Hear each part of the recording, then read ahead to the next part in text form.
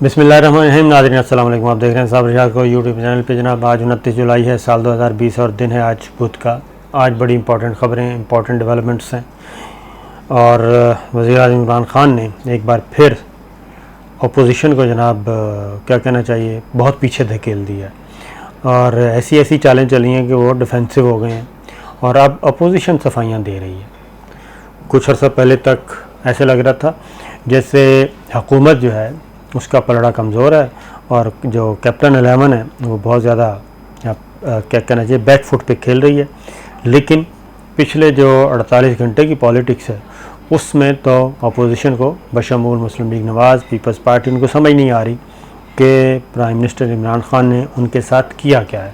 और कौमी असम्बली में भी झड़प हुई है, कौमी असम्बली में भी लड़ाई हो रही है, टॉक शोज़ में भी लड़ाई हो रही है और ये कहा जा रहा है कि जनाब हमारी राज की बातें थीं, ऑफ द रिकॉर्ड बातें थीं, उनको आपने मैदान में ले आए। और उसके बाद वज़ीर ख़ारिजा शाह महमूद कुरैशी, जो कल उन्होंने इंकशाफ किया था कि जनाब फ्लोर ऑफ द हाउस कौमी असम्बली में उन्होंने सारी बातें खोल के रख दी थी और अपोजिशन का जो मुसव्वदा था उसकी बखी उधेड़ दिए।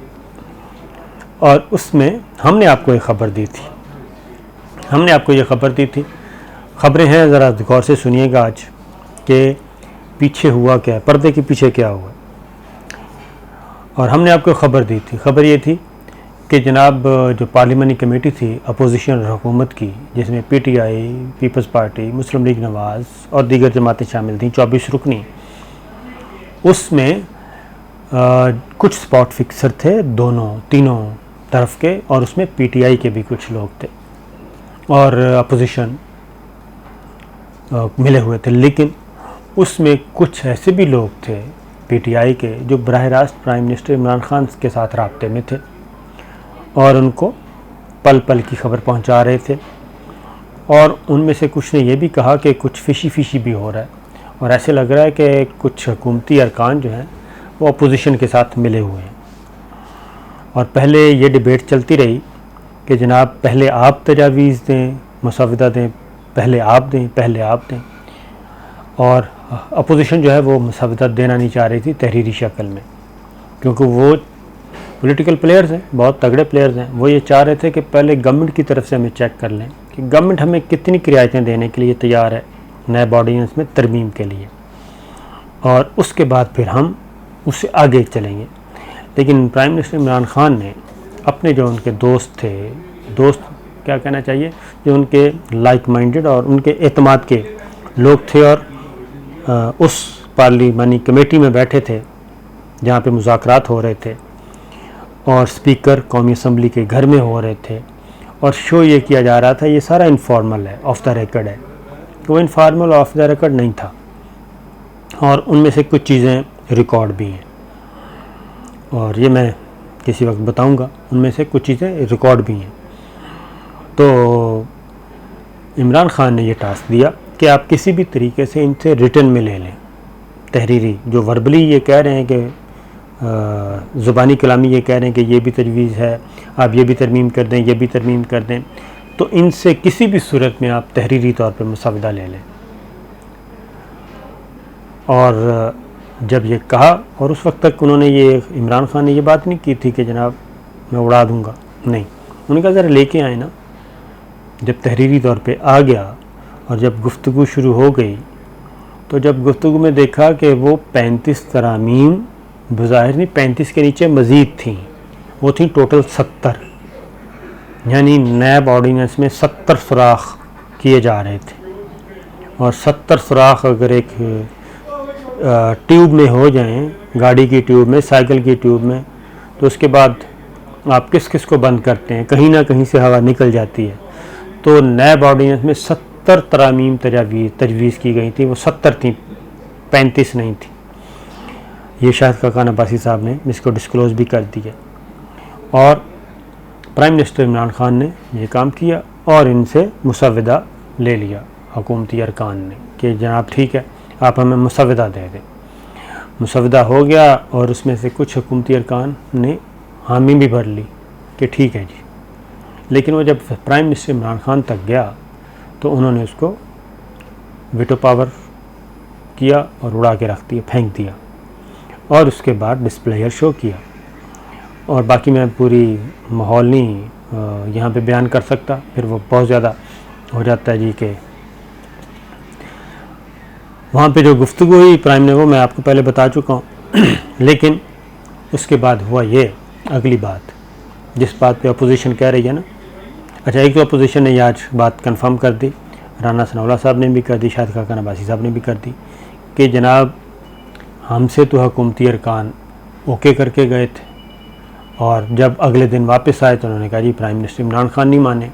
तो हमने भी आपको यही खबर दी थी अपने नाजरीन को कि इमरान खान ने ये वेटो किया, उसने उड़ा के रख दिया। उसने कहा मैं किसी ब्लैक मेलिंग में नहीं आऊँगा, नए इंतखाबात करवा सकता हूँ, इक़्तिदार छोड़ सकता हूँ, जो करना है कर लें, लेकिन ये मैं अपने हाथों से अपने होते हुए मैं ये काम नहीं करूँगा। ये हुआ। उसके बाद ये तस्दीक हुई। उसके बाद ये हुआ कि प्राइम, फिर इन्होंने ये कहा कि आज सारा दिन शोर मचता रहा कि जनाब ये ऑफ द रिकॉर्ड बातें क्यों की। इमरान खान साहब ने शाह महमूद कुरैशी साहब से कहा कि आपने फ्लोर ऑफ द हाउस कौमी असम्बली में जाके पूरी कौम को ये बताना है कि जनाब ये चाहते क्या हैं, और एक एक तजवीज़ दबंग तरीके से बतानी है। और इसमें कोई शुबा नहीं कि वज़ीर ख़ारिजा शाह महमूद कुरैशी ने एक एक तरमीम, एक एक तजवीज़ जो अपोजिशन चाह रही थी उसको खोल खोल के बयान कर दिया। और जब खोल खोल के बयान कर दिया तो अपोजिशन डिफेंसिव, अपोजिशन के पास राह फ़रार के अलावा कोई रास्ता नहीं था, तो उनको एम्बेरसमेंट भी हुई, फ़रार का रास्ता भी हुआ, और फैटफ की कानून साजी तो होनी ही थी क्योंकि कौमी असम्बली में तो उनको मेजॉरिटी है, और मेरे पास जो इत्तलात हैं सेनेट में भी हो जाएगी, उसमें भी, क्योंकि मैसेज जा चुका है कि जनाब जहाँ पे पाकिस्तान है वहाँ पे कोई कंप्रोमाइज़ नहीं होगा। अब आप ख़ुद सोचें कि फैटफ में जो फैटफ से मुताल्लिक़ कानून साजी हो रही है वो खालिसतन पाकिस्तान का फ़ायदा है। इंडिया ने एक FIR दर्ज करवाई हुई है पाकिस्तान के ख़िलाफ़ फैटफ में, वो चीज़ें निकाल के वहाँ पे पाकिस्तान को एम्बेरस करता है। पाकिस्तान के पास एक ही रास्ता है कि हम कानून साजी करें, कानून साजी करने के बाद हम जाएं और हम ग्रे लिस्ट से निकलें। अगर हम ग्रे लिस्ट से नहीं निकलते, खुदा ना खास्ता ब्लैक लिस्ट में जाते हैं, तो हम तो चले जाएंगे 50 साल पीछे। जो हम पे फाइनेंशियल एक्शन टास्क फोर्स के नतीजे में, जो फाइनेंशियल टेररिज्म के नतीजे की सूरत में हम पे इल्ज़ाम लगाया जाएगा और उस पे पाबंदियाँ लगाई जाएंगी, वो सैंक्शंस तो सिर्फ बंदा सोच सकता है, तसव्वुर कर सकता है, उसके बारे में, उसके लगने के बारे में सोच नहीं सकता। ये है।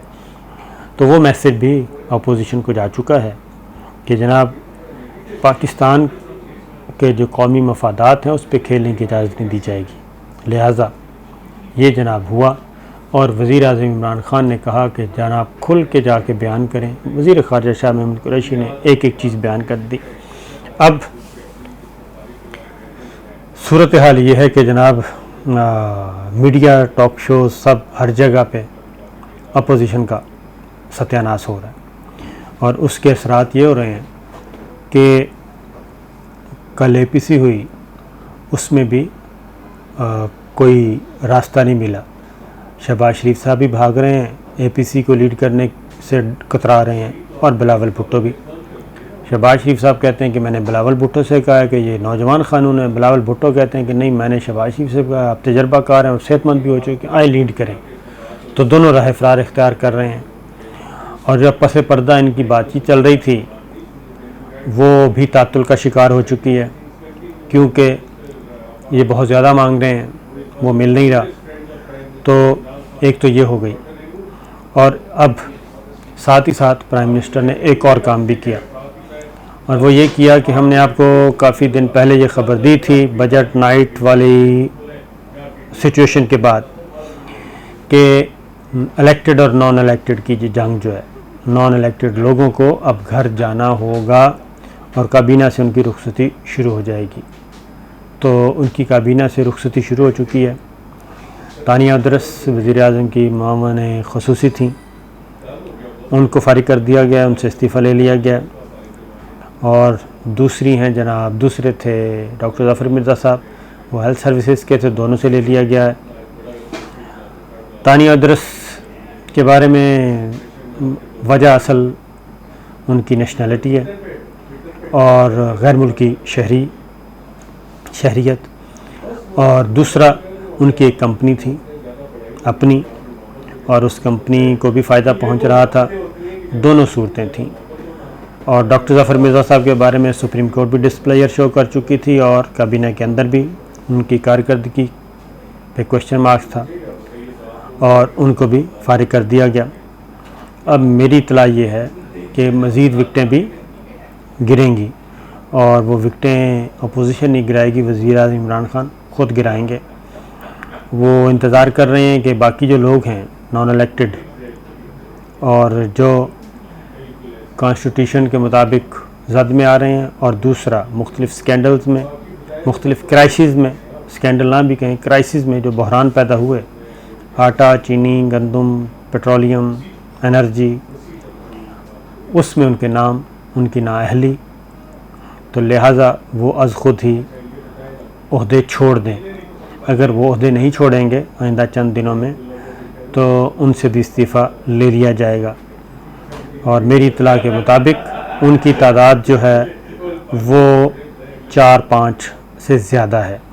तो आने वाले दिनों में ख़बर ये भी है कि नॉन इलेक्टेड लोग जो हैं उनकी तादाद कम होगी। दूसरी जानिब ये जो फैटफ कर रहे हैं और इल्ज़ाम तराशी का सिलसिला शुरू कर रहे हैं, वज़ीर-ए-आज़म कह रहा हूँ, जो army chief general Qamar Javed Bajwa ने, एक और ख़बर भी है, पाकिस्तानी दिफाई हथियारों की प्रोडक्शन में, दिफाई साजो सामान की प्रोडक्शन में ख़ुद कफ़ील और ख़ास तौर पे टैंक्स बनाने में और जदीद तरीन टैंक्स बनाने में मज़ीद ख़ुद कफ़ील हो गया।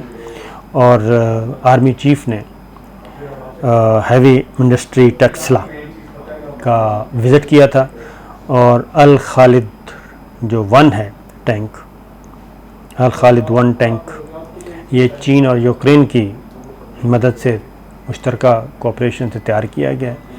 उसका जनाब मशकें देखी गई और ये जो टैंक है इसकी सबसे अहम खूबी, बाकी तो जो है वो है, लेकिन जो सबसे बड़ी खूबी है, एक तो यह है कि मैन बैटल टैंक है दुनिया का, और उसके बाद इसकी जो ख़ास तौर पे खूबियां हैं, ये टैंक जनाब drive digital panel thermal imaging और जदीद टेक्नोलॉजी से लेस है। ये टैंक दिन और रात लड़ने की सलाहियत भी रखता है।